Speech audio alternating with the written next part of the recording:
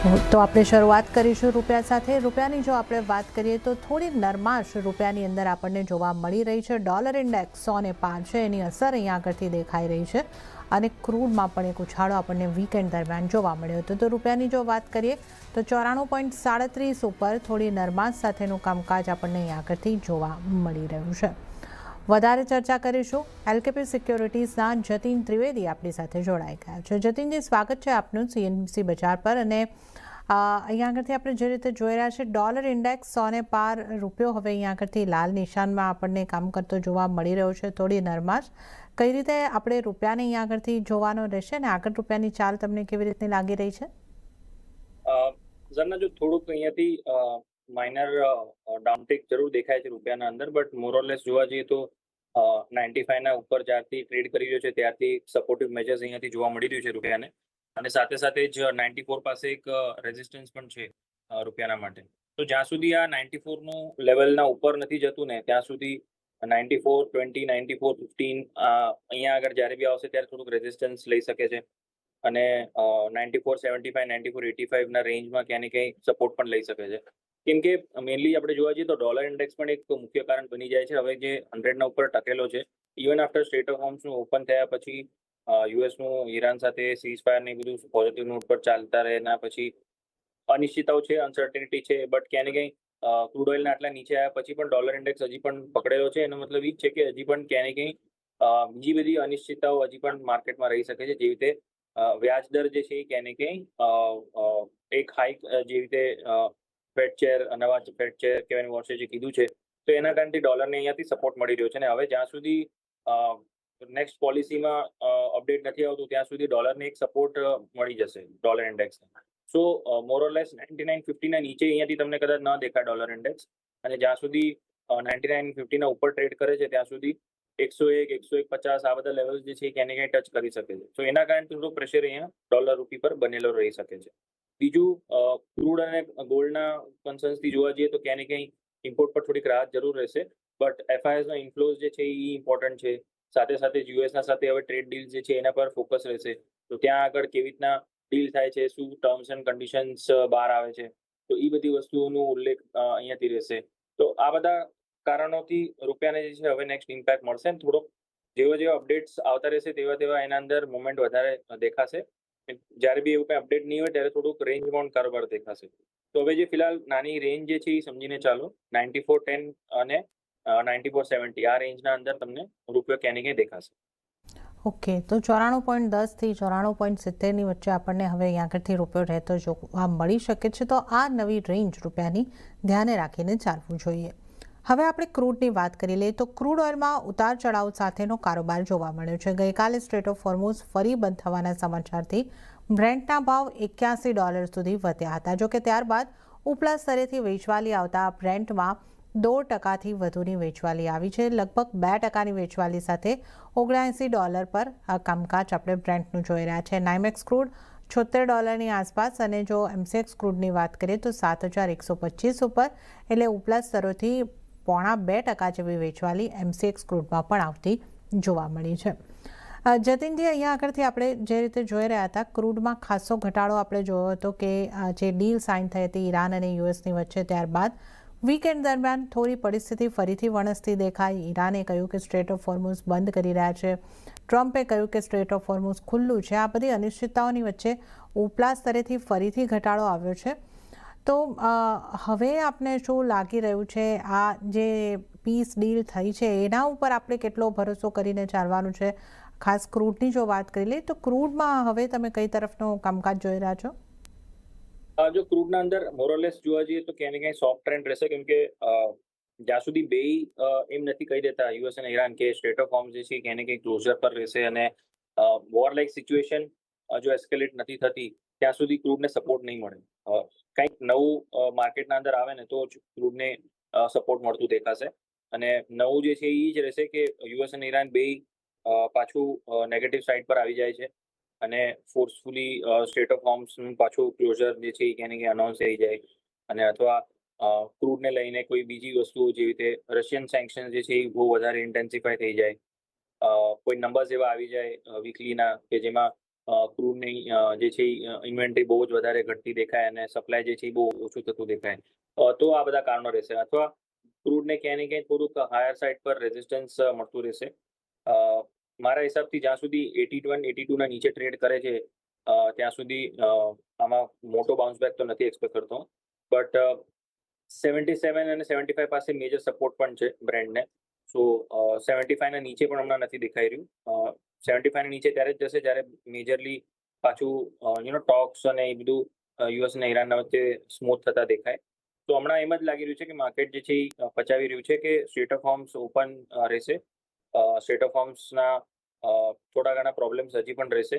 Iran અને યુએસના talks જેવા બનશે એનાથી. અને ક્રૂડને ક્યાંય ને ક્યાંય રેન્જ સપોર્ટ અહીંયા મળતો રહેશે 77-75 ના વચ્ચે, અને 80-81 ના આજુબાજુ એને સેલિંગ પ્રેશર પણ જોવા મળશે. તો આપણા ઘરેલું બજારમાં આપણે એનો ઉલ્લેખ જોઈ લઈએ તો 6800 પાસે એક મેજર સપોર્ટ દેખાઈ રહ્યો છે અને 7300 પાસે રેઝિસ્ટન્સ દેખાઈ રહ્યો છે. તો 7250 7200 ના ઉપર જ્યારે બી મળે ત્યારે એના અંદર વેચવાલી કરીને ચાલવું, 7300 ના ઉપર સ્ટોપ લોસ રાખીને, અને લોઅર એન્ડ પર 7100 69 7100 7000 આવી રીતે લક્ષ્ય રાખીને સેલ ઓન રાઇઝની રણનીતિ અપનાવવાની ચાલી શકે. ઓકે, તો ક્રૂડમાં સેલ ઓન રાઇઝની રણનીતિ તમારે અપનાવવાની રહેશે. તો 7250ની આસપાસના લેવલ્સ મળે છે તો તમે વેચીને ચાલી શકો છો. 7300નો સ્ટોપ લોસ અને 7000ના ટાર્ગેટ અહીંયા આગળથી જોવા મળી શકે છે. તો ક્રૂડમાં વેચીને કામકાજ કરવાની સલાહ બની રહી છે. અને ત્યારે જ હવે આપણે ક્રૂડ બાદ જો નેચરલ ગેસની વાત કરી લઈએ તો શરૂઆતી કારોબારમાં સ્થાનિક બજારમાં નેચરલ ગેસની કિંમતો 2.5% જેટલી વધતા આપણને જોવા મળી છે. ઇનફેક્ટ 2.58%, 2.5%ની આસપાસની મજબૂતી સાથે કામકાજ કરી રહ્યું છે નેચરલ ગેસ. 309ના સ્તર અહીંયા આગળથી જોવા મળી રહ્યા છે. અને જુલાઈ કોન્ટ્રાક્ટની વાત કરીએ તો 315ની આસપાસનું કામકાજ થઈ રહ્યું છે. કઈ રીતે જતીનજી નેચરલ ગેસને જોવું જોઈએ? 2.5%ની આસપાસની મજબૂતી સાથે કામકાજ, તો નેચરલ ગેસ માટે તમારી સલાહ કઈ રીતે બનશે? નેચરલ ગેસ મને યાદ છે આપણે જ્યારે બી ચર્ચા કરી છે ત્યારે આપણે વાત કરી હતી કે મોરલેસ અહીંયાથી લોઅર લેવલ્સ પર સપોર્ટ તમને જોવા મળશે. જ્યારે બી 300ના નજીક મળે ત્યારે બાઇંગની સલાહ રહી છે આપણી. અને વિધિન નેક્સ્ટ 2-3 ડેઝ એના અંદર એક રેલી મળી જાય છે. અને હવે લાસ્ટ વીક પણ આપણે વાત કરી હતી ગુરુવારે, ત્યારે આપણે રેકમેન્ડ કર્યું હતું કે નેચરલ ગેસ 300ના આજુબાજુ મળે ત્યારે એના અંદર બાય કરો. 295 290 બધા ઝોન જે છે કે એને કંઈ સપોર્ટિવ મેજર્સના સાથે જ કામ કરશે. અને હાયર સાઇડ પર 315 320 જે છે એનું રેઝિસ્ટન્સનું કામ કરે છે. તો મને લાગે છે 315 320 સુધી પાછું એની રેલી અહીંયાથી આંકી શકીએ છીએ આપણે. અને as of now current market price અગર જોવા જઈએ તો ઇન્ટરનેટ ટ્રેડર્સ માટે પણ ઓપોર્ચ્યુનિટી દેખાય છે, કેમ કે ગેપ ઓપનિંગ પછી માર્કેટમાં પ્રાઇસ જે છે સસ્ટેન થઈ રહ્યું છે. ટેકનિકલી હું જોવા જાઉં તો અહીંયાથી ઇન્ટ્રાડેમાં 305નો સ્ટોપ લોસ સાથે બાય કોલ બને છે કરંટ માર્કેટ પ્રાઇસથી 310 પાસે. હાયર સાઇડ પર 315 ને 325 આવી રીતે બે ટાર્ગેટ રાખીને ચાલો. 315 316 જે છે એ તમને ઇન્ટ્રાડેમાં જ મળી જશે. 1 થી 2 દિવસનો અગર આગળ વ્યૂ પોઈન્ટ અગર જો રાખવાની ઈચ્છા થતી હોય તો 320-25 સુધી પણ હોલ્ડ કરીને ચાલી શકાય. ઓકે, તો અહીંયા આગળથી બાય કરીને ચાલવાની સલાહ બની રહી છે ઇન્ફ્રાડે માટે પણ. અને આ સપ્તાહમાં 2-3 દિવસ માટે પણ જો તમારો વ્યૂ હોય, ખરીદી કરીને નેચરલ ગેસમાં ચાલી શકો છો. 305નો સ્ટોપ લોસ, 315 અને ત્યારબાદ 325ના ટાર્ગેટ માટે તમે નેચરલ ગેસને ખરીદી કરીને ચાલી શકો છો. તો એનર્જી પેક, ક્રૂડ અને નેચરલ ગેસની વાત કરી. ક્રૂડમાં સેલ ઓન રાઇઝ અને નેચરલ ગેસમાં બાય ઓન ડિપ્સ કરીને ચાલવાની સલાહ બની રહી છે. અને ત્યારે જ આપણે અહીંયા લઈશું નાનકડો બ્રેક, અને બ્રેક બાદ વધુ કોમોડિટીઝની ચર્ચામાં જતીન ત્રિવેદી સાથે આ શોમાં આગળ વધે છે.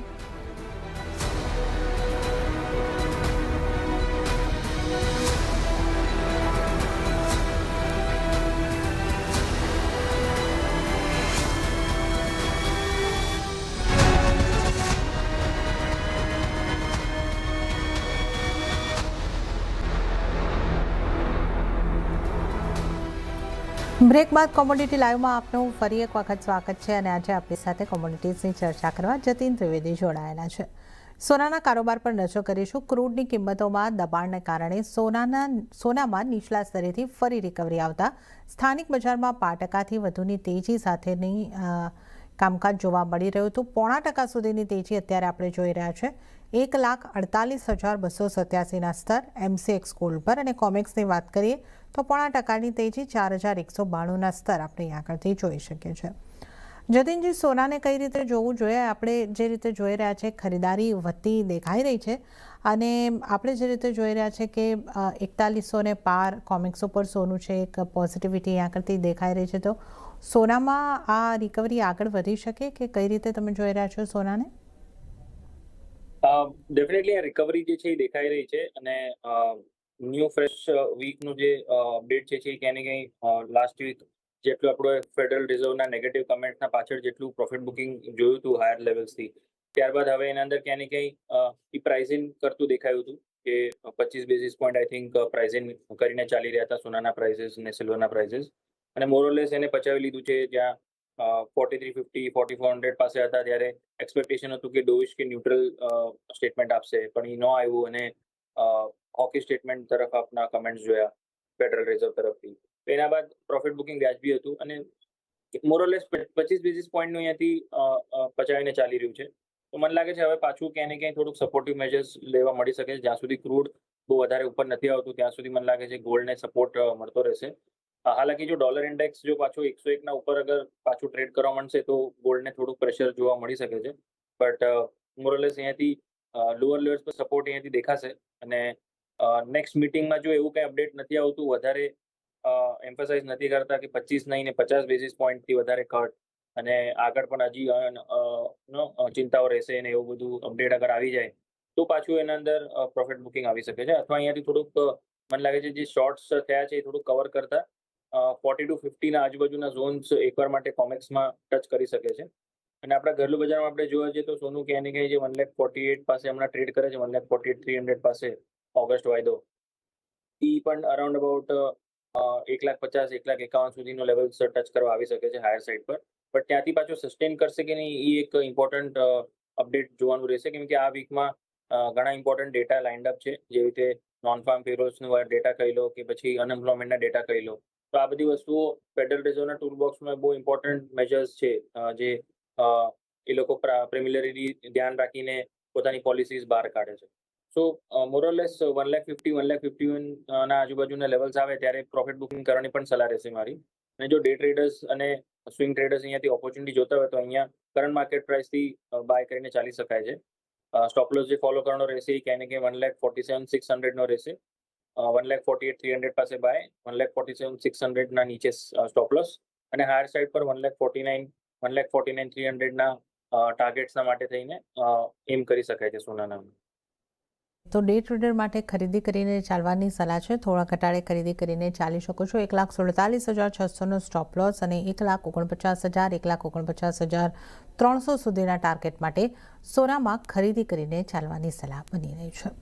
હવે જો ચાંદીની આપણે વાત કરી લઈએ તો સોનાની સાથે ચાંદીની કિંમતોમાં પણ ખરીદારી આવતા સ્થાનિક બજારમાં કિંમતોમાં ઉછાળો જોવા મળ્યો છે અને સ્થાનિક બજારની વાત કરીએ એમસેક્સ સિલ્વરની તો 2,37,530 ઉપર ચાંદી પહોંચી છે, એટલે 1.86% મજબૂતી.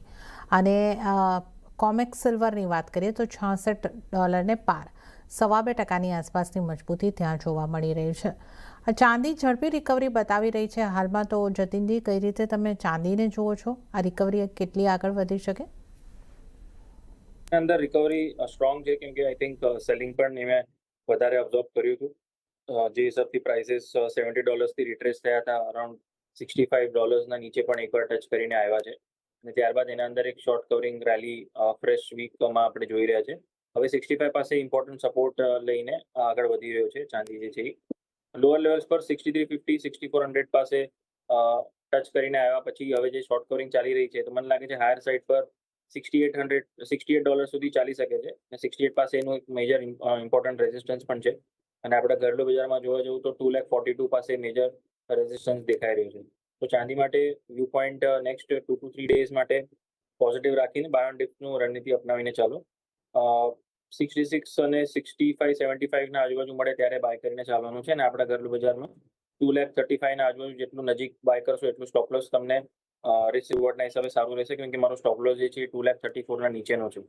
તો 2,33,500 ના સ્ટોપ લોસ સાથે 2,36,000 ના આજુબાજુ 2,35,36 ના વચ્ચે બાય કરીને ચાલો અને 2,40,000 સુધીના આના અંદર ટાર્ગેટ રાખીને ચાલી શકે છે. ઓકે, તો ચાંદીમાં પણ ખરીદારીની સલાહ છે. જો 2 થી 3 દિવસનો તમારો વ્યૂ પોઈન્ટ હોય તો ચાંદીમાં ખરીદી કરીને ચાલી શકો છો. 2,35,000ની જેટલી નજીક ચાંદી મળે છે ત્યાંથી ખરીદી કરીને ચાલવાનું રહેશે. 2,33,500નો સ્ટોપ લોસ અને ટાર્ગેટ જે છે 2,40,000 સુધીના જોવા મળી શકે છે. તો સોના અને ચાંદીમાં ખરીદી કરીને ચાલવાની સલાહ છે.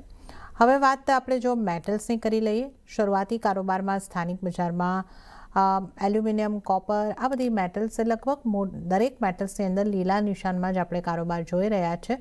કોપરની વાત કરીએ તો કોપર ફ્યુચરમાં રિયો ટિન્ટોથી કોપર કોન્સન્ટ્રેટની નિકાસ ફરી શરૂ થતાં કોપરની કિંમતોની અંદર તેજી જોવા મળી છે. તો આપણે ત્યાં વાત કરીએ તો કોપરમાં તેજી દેખાઈ રહી છે 5% ઉપરની, એલ્યુમિનિયમમાં પણ 5% ઉપરની તેજી જોવા મળી રહી છે, ઝિંકમાં 5%ની મજબૂતી.